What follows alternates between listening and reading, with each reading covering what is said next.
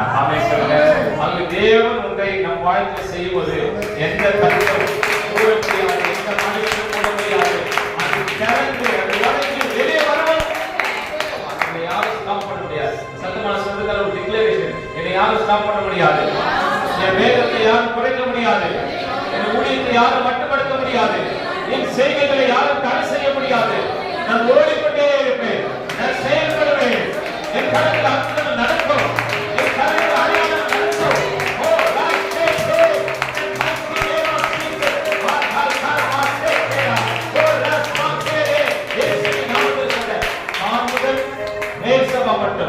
Samuel தீர்க்கதரிசிக்கு தெரிய வந்தது. நான் சொல்றேன், லாஸ்ட் கடவுள் ஹவுசிங் போடுற மாதிரி சிட்டி புருஷம் கர்த்தரை சேவை